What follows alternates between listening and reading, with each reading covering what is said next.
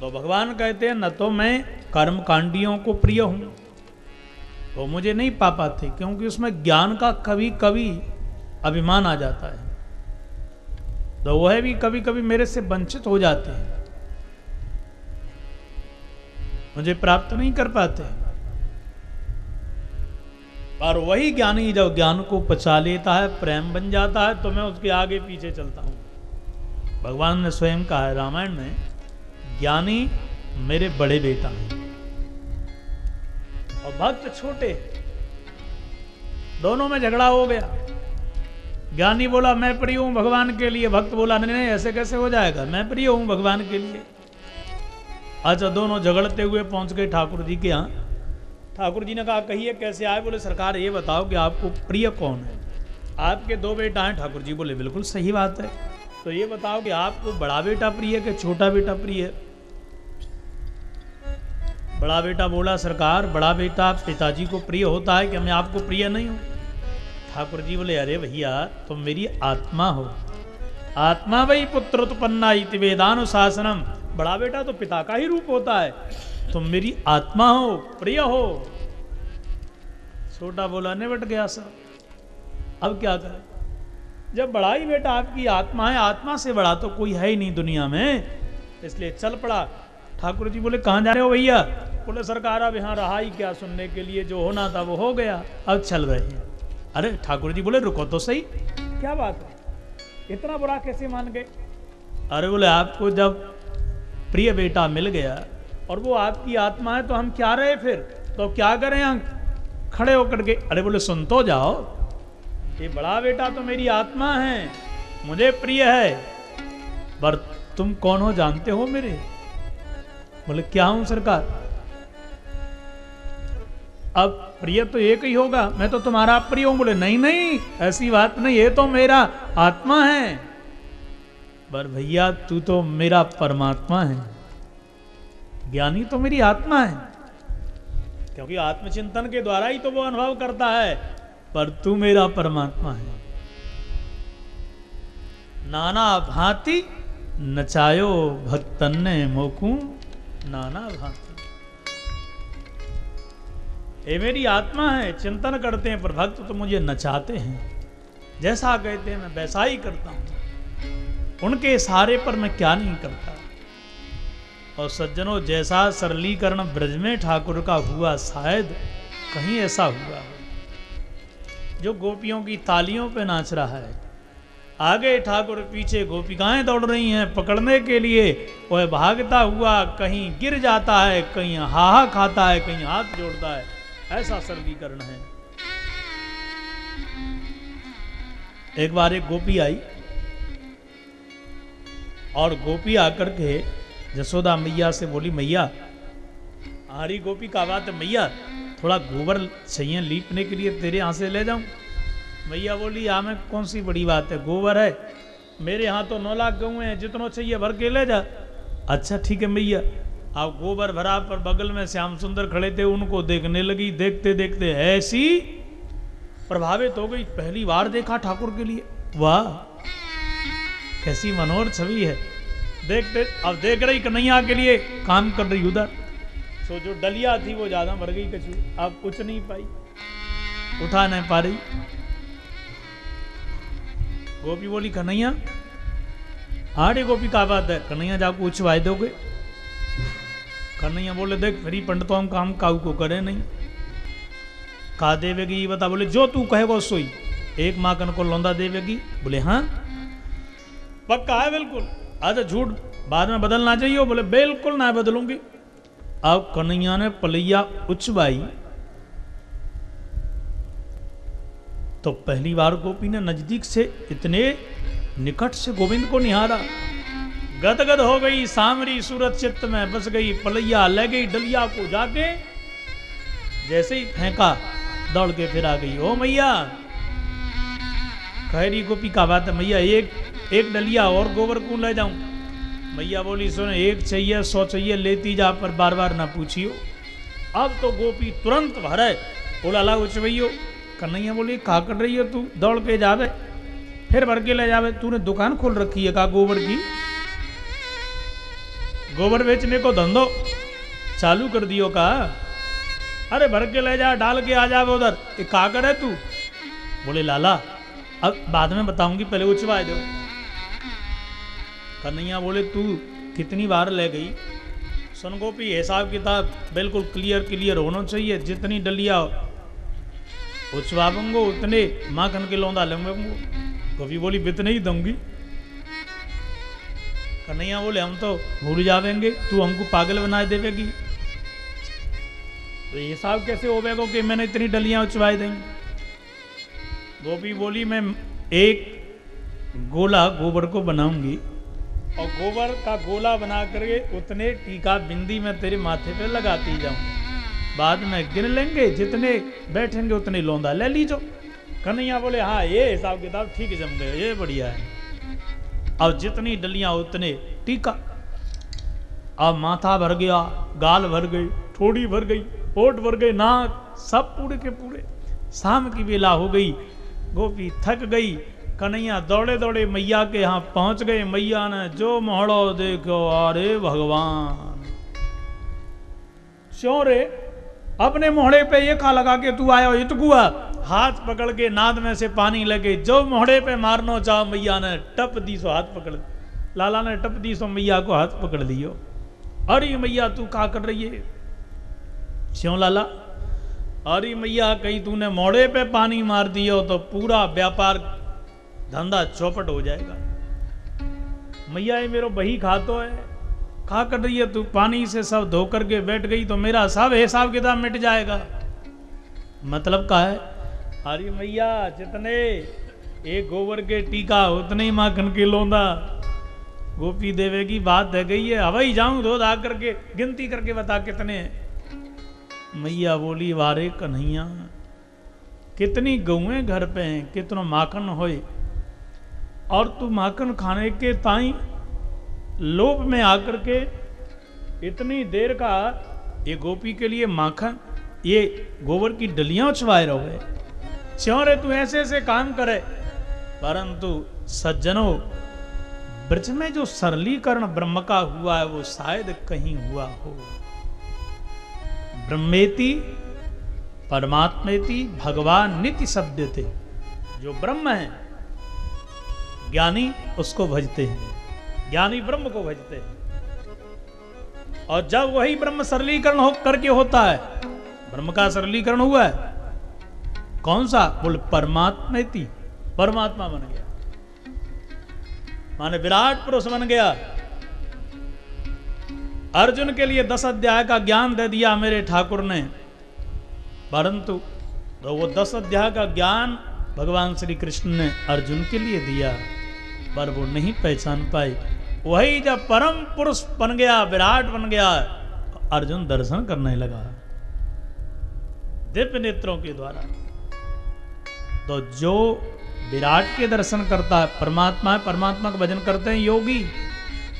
ज्ञानी उसी को ब्रह्म के नाम से जानते हैं, सरलीकरण हुआ वह परमात्मा बन गया, योगी उसका ध्यान करते हैं। वही परमात्मा जब भगवान बना, सरलीकरण हुआ, तो भक्त उनका भजन करते हैं, उनका ध्यान करते हैं।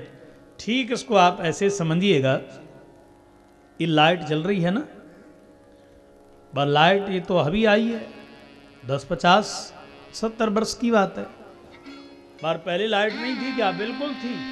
सृष्टि की रचना हुई तभी से लाइट है, परंतु लाइट साकार नहीं थी, वो छुपी हुई थी।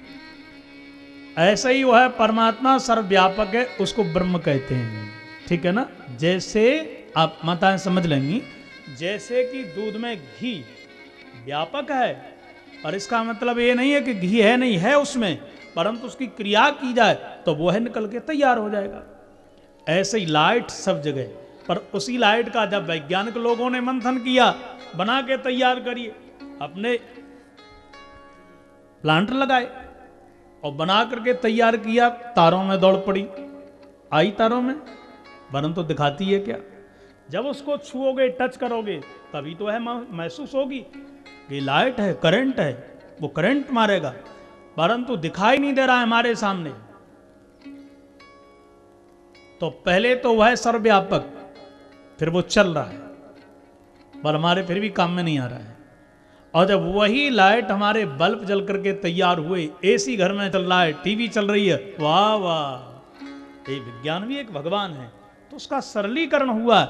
ऐसे ही वह सर्वव्यापक जब ब्रह्म था हमको दिखाई नहीं दे रहा है, ज्ञानियों के अनुभव का विषय है।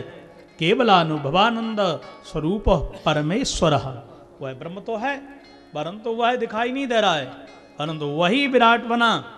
तो अर्जुन तो देख लेता है, भीष्म पितामह देख लेते हैं, परंतु जितने भी सैनिक कुरुक्षेत्र में खड़े हैं उनको वह दिखाई नहीं दिया। परमात्मा और देवी देवता हर किसी के लिए दिखाई नहीं देते हैं। आजकल तो मैं क्या कहूं, दुर्गा जी की प्रतिमा खिल जाएगी, बोलो राधे राधे, ऐसे ही है ना। अरे जिसको दुर्गा जी आ जाए, हनुमान जी आ जाए, उसके 10 टुकड़े हो जाएंगे, आंखों से देख नहीं सकते, तुम्हारे शरीर में कैसे भर जाएगा। पर फिर भी देवी जी हिल रही हैं, दुर्गा जी आ जाएंगे, और फिर सब हाथ जोड़ के, अरे माता जी आ गई, दुर्गा मैया आई हैं, दुर्गा मैया। सासू हाथ जोड़ करके खड़ी है, बहू मन मन में सोच रही है बहुत डांटती थी पर आज मैंने हाथ जुड़वाई ले, नाक रगड़वाई दई, अब प्रणाम कर रही, वो तो भाव से कर रही है, पर वो जानती है आज पता चला। अब ऐसे ही बताऊंगी, अरे भाई ऐसा क्यों करते हैं लोग। अर्जुन ने नेत्रों के द्वारा ठाकुर को देख नहीं सका, उसी का अंश तो देवी देवता हैं, शरीर में कैसे जाएंगे तुम्हारे अंदर। किसी प्रकार से शांत हो जाए। और सासू जी ने कहीं थोड़ी 10-5 दिन मैंने अपनी दादागिरी दिखाई तो फिर 10-15 दिन के बाद में फिर तैयार है, बोलो राधे राधे, तो फिर हाथ जुड़वा रही है। कहने का मतलब वह ठाकुर को देखने के लिए आपको दिव्य नेत्रों की जरूरत है। इसलिए रुक्मणी जी कल कह रही थी ना, भक्ति का सुरमा मैं आंख में लगाऊंगी, उनकी दुल्हन जब बन जाऊंगी, दासी बन जाऊंगी, तो भक्ति का सुरमा काजल भक्ति का लगा करके फिर उनको देखूंगी, क्योंकि बिना प्रेम के, बिना भक्ति के नेत्रों के उनको देखना संभव नहीं है। उनको देखने के लिए भक्ति के, प्रेम के नेत्र चाहिए। जब तक वो कृपा नहीं करेंगे उनको देखना असंभव है। इसलिए भगवान कर्मकांडियों को नहीं मिलते। 80,000 कर्मकांड के मंत्र हैं, बाद के वेदांत के 4,000 हैं। न तो भगवान ने कर्मकांड को ग्रहण किया, न वेदांत को ग्रहण किया। इसका मतलब ये नहीं कि इनकी निंदा है। अरे जिसकी महिमा गाई जाती है दूसरे की बुराई की जाती है, जिससे कि एक की महिमा मंडित हो जाए, इसका मतलब ये है नहीं निंदा। निंद्यम निंदतुम प्रवर्तते अपितु विधेयम स्तोतुम। किसी दूसरे की निंदा नहीं है, पर एक की बड़ाई करना है तो दूसरों को डाउन करना पड़ता है, तब एक की महिमा मंडित होती है। इसलिए भगवान ने 16,000 वेद के मंत्र जो उपासना कांड के हैं उनको अपना लिया। ठाकुर को पाना है तो उपासना करिए, ठाकुर से प्रेम करिए, उनसे आंख लड़ाइए, वह ठाकुर आपकी गोदी में आकर के विराज जाएगा, आपके हृदय रूपी आंगन में आकर के नृत्य करेगा। बोलो जय श्री कृष्ण, जय श्री कृष्ण। तो ये 16,108 विवाहों का मतलब है। भगवान के यहां देखिए, एक पत्नी के गर्भ से एक बेटी, 10-10 बेटा भाई, तो कितने इनके यहां बेटा भाई, बेटियां तो 16,108 भाई, और बेटा हो गए 1,61,080। ऐसी सुंदर संतति चली। भागवत में लिखा है भगवान ने आचार 3,08,88,000 ये आचार रखे भाई पढ़ाने के लिए मास्टर। इतना सुंदर शिक्षा विभाग था, इतना प्रभाव। अब विचार करिए 56 से ज़्यादा भी हो सकते हैं ना। हम चिंता करते हैं भारत की आबादी बहुत ज़्यादा, कंट्रोल करना चाहिए, पर जब वो ठाकुर कंट्रोल करेगा तो सुनामी जैसी लहर आएगी 1 मिनट में, सब ठीक। और जब वो बढ़ाना चाहेगा तो कोई रोक नहीं सकते। इसलिए जितनी आबादी आज भारत की है उससे आधे से कुछ ज़्यादा तो द्वारकाधीश की ही थी। और कुरुक्षेत्र में जो समाप्त भय उनको देखिए वो कितने समाप्त भय। तो भारतवर्ष की 2.5 गुनी जनसंख्या जैसे आज है उससे 2.5 गुनी पहले थी। इसलिए बढ़ाने वाले भी वही हैं, घटाने वाले भी वही हैं। बोलो जय श्री कृष्ण। और रुक्मी ने यहाँ पर देखो जो चर्चा है, अपनी बेटी रोचना का विवाह भगवान के बेटा प्रद्युम्न के साथ में कर दिया। मामा पप्पू का जो बेटा बेटी हैं वो आपस में भाई बहन हुए, यह विवाह ठीक नहीं है। याद रखिए सज्जनों, जब हमारे नवयुवक बच्चे कुल में परिवार में कोई असभ्य कार्य कर देते हैं, एक बार तो बुजुर्ग लोग उसके लिए शांत कर देते हैं, दबा लेते हैं, पर बच्चे जब बार बार कोई असभ्य कार्य करें तो ऐसे कुल ऐसे परिवार मिट जाते हैं। नातनी की सगाई कर दी भगवान के नाती के साथ में, श्री अनिरुद्ध जी के साथ में।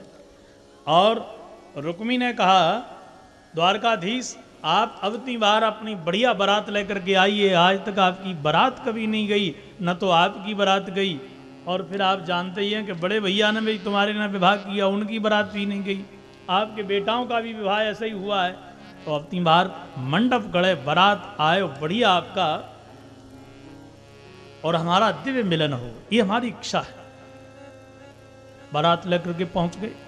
अब बारात लेकर के जब गए, बामर पड़ रही थी, पर ये रुक्मी भगवान द्वारकाधीश से तो प्रेम करता था क्योंकि मेरे जीजा जी हैं, अब समधी भी बन गए, परंतु इसका बड़ा भैया यही खतरनाक है, ये ठीक नहीं है। जो हमारा झगड़ा हुआ है बड़े भैया नहीं करवाया, तो बलराम जी को अपना बैरी मानता था और किसी प्रकार से कहा है बलराम दादा अपन समधी हैं, क्षत्रिय हैं, चलो क्षत्रिय तो जुआ खेलते हैं, चौपर खेलेंगे। और चौपर खेलने लगा, इसके सहपाठी इसके साथ में बार बार बलराम जी जीत जाते और वो कह देते नहीं नहीं ये रुक्मी जीता है। अंतिम बड़ा दाव लगा, उसमें बलराम जी जीत गए, परंतु छल से रुक्मी को जिता दिया। आकाशवाणी हुई रुक्मी ये गलत कार्य है, तू असत कार्य कर रहा है, जीता तू नहीं बलराम जी जीते हैं। जो आकाशवाणी सुनी कि हल मूसल क्रोध में आकर के उठा बैठे और वहीं महाराज समधी जी को चकनाचूर कर दिया। शोर हुआ, द्वारकाधीश दौड़ के आ गए, रुक्मिणी जी बगल में खड़ी हैं, सरकार ये क्या हो गया। बलराम जी ने विचार किया अब कृष्ण मेरे से कुछ यदि कहेगा तो मैं भी उत्तर सटीक ही दूंगा। भगवान ने विचार किया यदि ये कहता हूं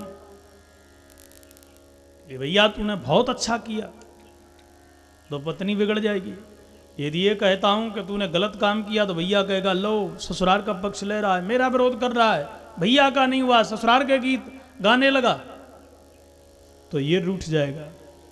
इसलिए ऐसी अवस्था में मौन हो गए, कुछ नहीं बोले। इस प्रकार से दूसरा विवाह इनका उषा के साथ संपन्न हुआ, बाणासुर की बेटी के साथ में। और वर्णन करते हैं एक दिन समस्त बालक खेलते हुए घूमने के लिए एक बगल में वन में गए। बालक खेलते खेलते थक गए, पानी पीने के लिए जाकर के कुआं में झांकने लगे, और जैसे ही कुआं में जाकर के झांके उसमें पानी नहीं था, गिरगिट पड़ा।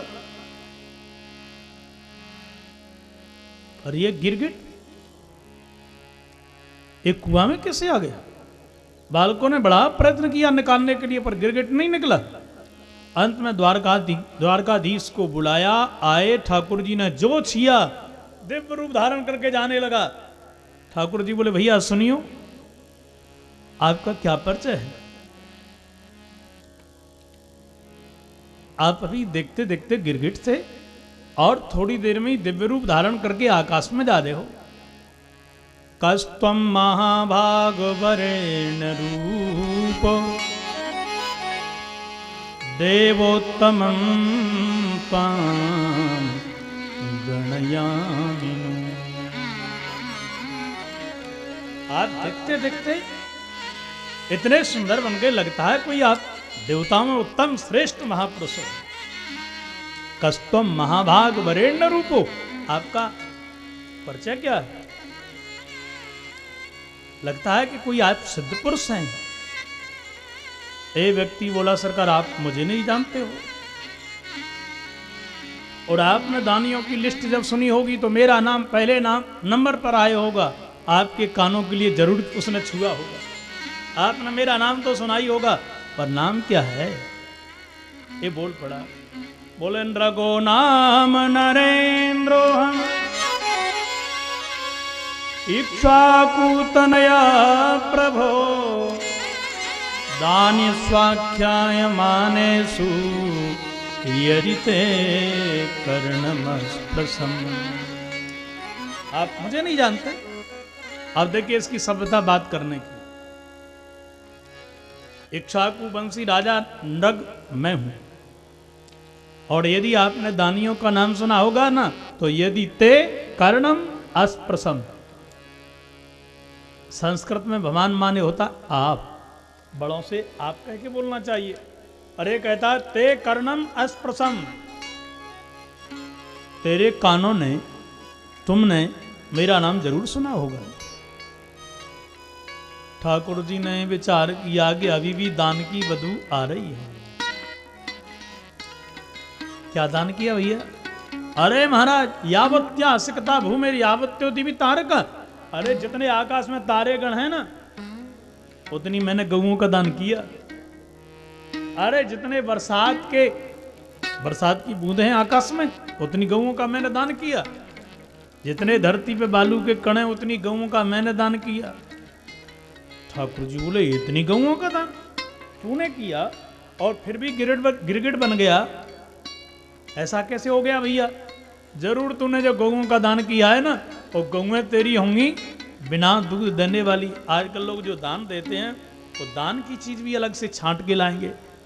अब जो किसी के काम में ना आ सके, वो जाकर के घर के एक किनारे में फेंक दे, गाली भी दे, प्रयोग में नहीं आई, ऐसी वस्तु दान देने से क्या फायदा है?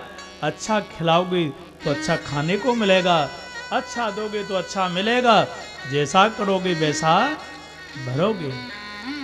दान तूने जरूर ऐसा दिया होगा जो गौ दूध नहीं देती होगी, ब्राह्मण बेचारा परेशान होता होगा। बोले नहीं सरकार, ऐसी गौ नहीं थी। तो कैसी थी? बोले पयस्वनी तरुणी रूपशीला, पयस्वनी तरुणी शील रूप गुणोपपन्ना कपिला हेम श्रृंगी, न्यायार्जिता रूप्य कुरास वत्सा, दुकूल माला भरना ददावहम। सरकार मैंने ऐसी गौदान नहीं करी। तो कैसी करी? नग कह रहा है पयस्वनी, दूध देती हुई महाराज 5-5 लीटर दूध सवेरे शाम को देने वाली गऊ का मैंने दान किया। ठाकुर जी बोले जरूर बूढ़ी गऊ होगी, ब्राह्मण सेवा करने के लिए परेशान होता होगा। और एक बार बूढ़ी गऊ नीचे बैठ गई, गिर गई, फिर वो खड़ी नहीं होती होगी। ब्राह्मण दुखी होता होगा कि कैसे दूध निकालूं, इसलिए पुण्य की जगह पाप लग गया। बोले नहीं सरकार, ऐसा नहीं है। तब बोले तरुणी, पहली बार ब्याई ऐसी गऊओं का मैंने दान किया। तो क्रोधनी गऊ होगी, ब्राह्मण में सींग मार दिया, ब्राह्मण मर गया तो को पाप लग गया। बोले नहीं सरकार, शील रूप, एकदम शील सुशील, बच्चे भी नीचे निकल जाएं, दूध पान करने लगे तो गऊ पैर न उठाए, ऐसी गऊ का मैंने दान किया। और तो कहूँ क्या महाराज, सींग मैंने सोने के मड़वाए, चांदी के खुर मड़वाए, बढ़िया मैंने भूसा का पैसा दिया, सुंदर मैंने उनके लिए सोने के दोने के लिए पात्र दीने, इतना दान मैंने किया। अच्छा, पैसा बेईमानी का होगा? ये भी है, देखो न्यायार्जितारोप्य खुरास वत्सा, एक सात्विकीय धर्म, एक तामसीय धर्म। आजकल लोग धर्म ज्यादा करते हैं। कब करेंगे? बोले जब डोनेशन मिल जाएगा, घूस का मिलेगा 1 करोड़, तो 50,000 काऊ गौशाला में। गौशाला नजदीक नहीं तो किसी संत के गुरु जी को जाकर के दे देंगे, गुरु जी ने खाया सो हो गई बुद्धि खराब। बोलो जय श्री कृष्ण। संत भी परेशान। जैसा खाओगे अन्न वैसा होगा मन। ये जो धन है ना घर में रखा है, दान करोगे देश के कल्याण के लिए। भूकंप आ गया, बाढ़ आ गई, आप उस स्टेट के लिए, देश के लिए अपनी पूंजी दान करिए। ऐसे धन शुद्ध होता है। हमारे बंधु विपत्ति से उबर जाएं, ये हमारा कर्तव्य है। हम अपने देश का हित करें, हमारे बंधु संकट में हम सहायता करें, गौ सेवा करें, साधु सेवा करें, पर ईमानदारी से कमा करके फिर दान करोगे, वो से धन शुद्ध होगा। अब जहां तो 100% बेईमानी से कमाया, अब जिसको भी दान करोगे उसकी बुद्धि खराब होगी। ऐसे ही है ना। इसलिए भागवत जी में लिखा है, वसुदेव जी ने जो यज्ञ किया शुक्ल धन को मंगाया, स्पष्ट लिखा है। इसलिए शुद्ध धन के द्वारा यज्ञ करोगे, वह यज्ञ आपके लिए फल देने वाला होगा। बेईमानी के धन को यदि कहीं धर्म में लगाओगे तो वह उसी प्रकार से है। लोग कहते हैं महाराज अभी तो हमने भागवत करवाई थी, 6 महीने तो ठीक रहा, फिर ठीक नहीं रहा। अभी दुर्गा जी का पाठ करवाया महाराज, 3-4 महीने ठीक रहा, फिर घर में शांति नहीं है। क्यों? धर्म के कार्य का प्रभाव पड़ता है, वो शुद्धिकरण करता है, परंतु तुम्हारे गलत धंधे चालू हैं, इसलिए पुनः फिर हमारा हृदय विषयों से जलने लगता है। ऐसे समझिए इसको, गैस पे पानी रखा है, गर्म पानी, गर्मी की बेला में पति देवता आए, देवी जी पानी पिलाना। अब जल तो उतना ही था, न तो घर में नल थे न पानी की व्यवस्था थी। देवी जी ने विचार किया, फ्रिज में बर्फ रखी है, तुरंत निकाल के डाल दी, वो ठंडा हो गया, उसका टेम्परेचर डाउन हो गया, लो हो गया, जल पीने लायक हुआ, लेकर के दे दिया। पति ने कहा 1 गिलास और लेकर के आइए, वो बटन चालू था गैस का, वो पुनः गर्म हो गया। जब तक गैस का बटन बंद नहीं करोगे और जल ठंडा रहने वाला नहीं है। इसी प्रकार से हमारा हृदय पापों के विषयों के द्वारा जल रहा है। थोड़ा भजन किया, कथा सुनी, अनुष्ठान करवाया, शांति तो मिली, परंतु जो हमारे गलत धंधे हैं वो चालू हैं। इसलिए थोड़े दिन के लिए शांति रही, फिर अशांति घर में आ गई, चित्त में आ गई, मन में आ गई, वो फिर शांत नहीं हुआ। कब होगा शांत? जब हम धर्म करें, भजन करें, परंतु अपने साथ में गलत धंधे भी बंद कर डालें, तब उसका लाभ मिलेगा। बोलो जय श्री कृष्ण।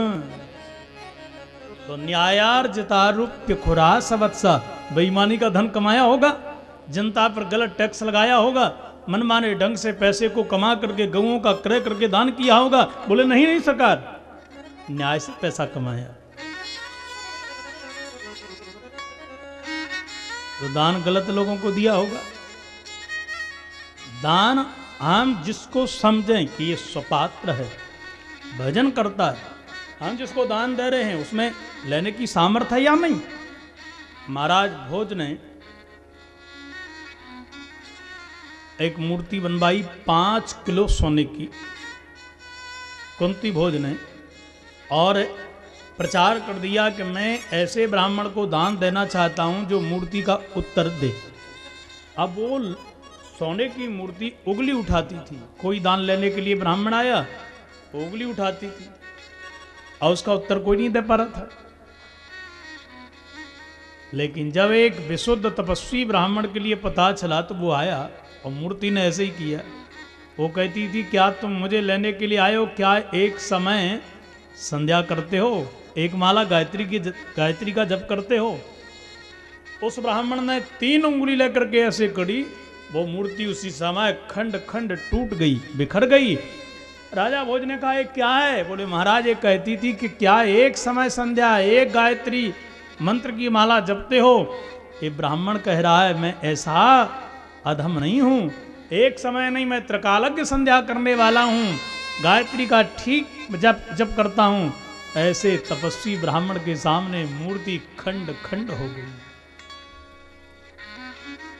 देने वाला तो सरलता से दे रहा है, बस लेने वाले का भी सब कुछ बिगड़ जाएगा। जो दान कोई दे रहा है वो तुमसे कुछ लेगा भी, स्पर्श करते ही उसका तेज उतना चला जाएगा। तो क्या तुमने तपस्वी ब्राह्मणों के लिए दान किया? स्वयं देखें पढ़ के कि हमारा पैसा ठीक कार्य में लगेगा। बोले महाराज मैंने तपस्वी ब्राह्मणों के लिए वेद पाठी थे और उसमें भी वेदज्ञ थे, उसमें भी युवा थे, गृहस्थ थे, ऐसे ब्राह्मणों के लिए मैंने गौ का दान किया। गिरगिट कैसे बन गए? तब ये राजा बोला सरकार क्या बताऊं, एक बार ब्राह्मण मेरे यहाँ गौ दान लेने के लिए आया। वो ब्राह्मण के यहाँ से गौ सीधी मेरे खिरक में आके मिल गई। दूसरे ब्राह्मण को मैंने उसी गौ का दान कर दिया।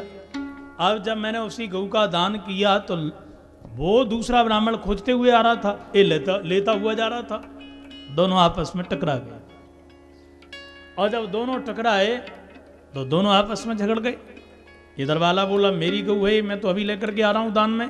दूसरा वाला बोला कल मैं लेकर के आया था, मेरी गऊ ये चली गई थी। मेरे सामने आए, मेरे से कहा महाराज आप बताइए मेरे लिए आपने गऊ का दान किया? न्यायाधीश बनकर के मैं बैठा, मैंने कहा बिल्कुल मैंने दान किया। दूसरे ने कहा क्या कल आपने मुझे दान नहीं किया? बोले बिल्कुल दान किया। एक की 10 ले जाओ, 100 ले जाओ, 1000 ले जाओ। एक ब्राह्मण नहीं माना, दोनों झगड़ गए। और जब दोनों झगड़े वहां से चले गए, मेरी मृत्यु हो गई। वस्तुता ये है महाराज कि दान तो अपनी वस्तु का किया जाता है। जो दूसरे को आप दान कर चुके हैं उस पर आपका क्या अधिकार रहा? मेरे से अपराध हो गया। धर्मराज जी ने जब देखा कि इसने दान तो बहुत किया पर एक ब्राह्मण के द्रव्य को लेकर के पुनः दान कर दिया है, इसलिए मुझे ये पाप लग गया। मेरे से कहा तुम्हारे पुण्य बहुत हैं, पाप थोड़ा है, बोलो कौन सा भोगोगे? मैंने कहा मेरे पुण्य ज्यादा है, पाप का मैं पहले उनको भोग लेता हूं। गिरगिट की मुझे योनि मिली, दूसरे जीवों को मैं खाता रहा। इसलिए महाराज आज आपके स्पर्श से, आपकी कृपा से, क्योंकि कर्म का फल तो जीव को भोगना पड़ता है, परंतु मुरली वाले की कृपा दृष्टि पड़ जाए तो कर्मों का फल जीव को फिर नहीं भोगना पड़ता है। कर्मों की ग्रंथि से छुड़ाने के लिए आज मेरे गोविंद ब्रज में आए हैं। प्रेमी ब्रजवासियों के लिए कर्म मुक्त कर दिया है। प्रत्येक घर में जा जा करके माखन चुरा करके सबके लिए बंधन से मुक्त किया है। तो जो आपने किया आपको भोगना है, परंतु गोविंद की कृपा हो जाए कर्मों का फल नहीं मिलेगा। बोलो जय श्री कृष्ण। अब प्रश्न यहां खड़ा होता है, देखिएगा, यदि कर्म ही सब कुछ है तो भगवान की इसमें कृपा क्या है? और ये कहते हैं कि मुरली वाले का भजन करिए, उनकी कृपा हो जाए तो आपके लिए कर्मों के फलों से आपको मुक्ति मिल जाएगी। जो आपके सुकृत हैं, आपके यदि कहीं अशुभ करें उनके फलों से आपको मुक्ति मिल जाएगी। तो फिर कर्म करने की, सुकृत करने की क्या आवश्यकता है? धर्म पुण्य करने की। ये मानव शरीर जो हमको मिला है वो पुण्यों के प्रभाव से या भगवान की कृपा से? यदि भगवान की कृपा से मिला है तो फिर विचार करिएगा इसमें पुण्य धर्म करने की क्या आवश्यकता पड़ गई? हम गंगा जी नहाते हैं, हम कहीं दान देते हैं, गौ सेवा करते हैं, जप करते हैं, हवन करते हैं, इत्यादि करने की क्या जरूरत है?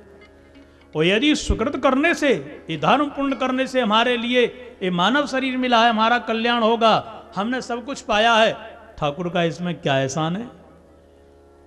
क्यों फिर माला जपें? क्यों ठाकुर जी के मंदिर में रोजी ना जाएं? अब विचार करिए मानव शरीर कैसे मिला? पुण्यों से या भगवान की कृपा से? आप वैसे समझिए एक विद्यालय में पेपर हो रहे,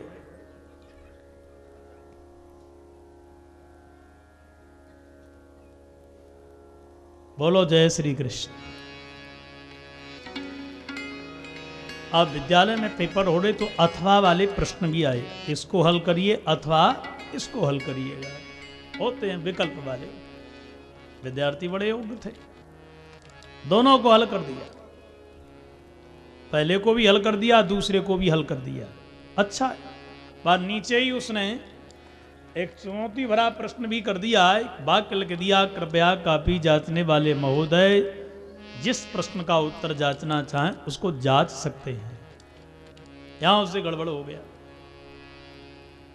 कापी जांची गई और देवयोग से देखिए आप, एक प्रश्न का उत्तर तो ठीक लिखा था उसने, दूसरे का गलत लिखा था। अब क्या है, एक कापी जांचने वाले महोदय जिस पर राइट लगा दे, उनका मूड है, उनकी मर्जी है किस पर राइट लगाते, और देवयोग से गलत प्रश्न जो हल किया था उसी पर राइट लगा दिया उसने। विद्यार्थी एक बार ही इस क्लास में बैठ रहा था, उसका जीवन खराब हो गया। कहने का मतलब हम भी सब परीक्षा देने के लिए बैठे हैं, हम भी एक विद्यार्थी हैं, साधना के पथ पर हम सब साधक बैठे हैं परमात्मा को पाने के लिए। पदोन्नति होना है क्लास की, क्या धीरे धीरे, अरे तुम पशु बने, पशु से मानव बने, मानव से दिव्य मानव, भक्त बन गए भगवान के, देवता बनोगे तरोगे, धीरे धीरे, ठीक है ना। तो हो सकता है कि भगवान आपके कर्मों की डायरी देखें, हो सकता है आपकी फाइल ना देखें, डायरी ना देखें, वो वैसे ही कृपा कर दें। जैसे कि एक व्यक्ति के लिए प्रमोशन मिलता है, कैसे मिलता है, उसकी फाइल देख करके बड़े अधिकारी प्रमोशन देते हैं। दूसरा उपाय क्या है, मंत्रियों से सेटिंग रखिए आप, मुख्यमंत्री महोदय से, प्रधानमंत्री से आपका सीधा संबंध है, सीधी लिंक है आपकी, तो फिर छोटे छोटे अधिकारियों की क्या आवश्यकता है, वहाँ आपके लिए सीधा ही प्रमोशन मिल जाएगा। कोई अच्छी फाइल बनवाने की जरूरत नहीं है, आपका जैसा भी चल रहा है आपको प्रमोशन मिल जाएगा। ऐसे ही आप अपने सुंदर कर्मों के द्वारा, सुकृतों के द्वारा, पुण्यों के द्वारा अपनी दिव्य फाइल बनाओ, डायरी बनाओ, आपको पदोन्नति मिलेगी, उसको बनाते रहिएगा, परंतु गोविंद से प्रीति लगाते रहिए, उस 3 लोक 14 भवन के मालिक से भी प्रीति करते रहिए। हो सकता है कि मरने के बाद आपके कर्म की डायरी देखी जाए, हो सकता है डायरी न देखी जाए, आपको सीधा सीधा प्रमोशन मिल जाए। ठाकुर जी कहते भैया धर्मा जी आपकी डायरी न देखिएगा, यहाँ व्यक्ति है, इस प्रमोशन दे दो, हमारे यहाँ बेहो सीधे, बात रुकना नहीं पड़ेगा। इसलिए कर्म करते रहो, सुकृत करते रहो, और शाम सवेरे ज्यादा नहीं, एक माला ठाकुर जी की जरूर जपो। डॉक्टर के लिए नकली आंख लगा देता है, ऐसा लाखों देते हो, शुक्र ज्यादा करते हो, तो असली आंख नहीं है, क्या था किया। इसलिए सवेरे शाम उसको जरूर गाते रहो, जरूर उसका नाम पाते रहो। इसलिए भगवान ने अपने बच्चों को यहां समझाया, बहुत शिक्षा दी और नरक का उद्धार कर दिया। सज्जनों के बाद में श्री बलराम जी महाराज आज ब्रज में आ रहे हैं, कन्हैया बार बार याद करते हैं और बार बार नेत्रों से आंसू गिरते हैं। बलराम जी बोले, कन्हैया बार बार ब्रजवासियों को याद कर, तेरे नेत्रन से आंसू बग रहे। आज मैं जा रहा हूँ सीधे ब्रजवासियों के यहाँ और सबको देख के आऊंगा, तो चिंता न कर। तब बलराम जी ब्रज में आए, पूरे ब्रजवासी टूट पड़े, गोपियाँ आ गईं, बलराम जी से लाला का समाचार पूछा। अंत में एक इच्छा जताई, बलराम दादा कन्हैया की बड़ी याद आए, उस याद में वो रास की बड़ी याद आए, एक बार तुम ही नकली रास कर दो ना हमारे साथ में। तो बलराम जी यमुना के तट पर गए, दिव्य रास किया और जमुना जी को बुलाया, नहीं आई क्योंकि ब्रज में घूंघट किया जाता था, हल के द्वारा खींच लिया, तब जमुना जी आई। आज भी पश्चिम से पूरब को जो जमुना जी बह रही हैं, पूरब से पश्चिम को हो गई, सुनरक होकर के आ रही हैं। आज भी बलराम जी का वह चिन्ह वहां दिखाई देता है। द्विविध नाम के बानर का यहाँ उद्धार किया। इधर बलराम जी तो यहाँ थे, उधर महाराज एक पौंड्रक नाम का राजा आ गया, बड़ा दुष्ट था। बाने पहले मंत्री को भेज दिया, चिट्ठी लिख करके द्वारकाधीश को जाकर के दे दीजिएगा। मंत्री ने आकर के चिट्ठी दी, क्या लिखा था उसमें, बोले वासुदेवोऽवतीर्णोऽहम् एक एव न चापरा भूतानाम् अनुकंपार्थम् त्वन्तु मिथ्याभिधां त्यज।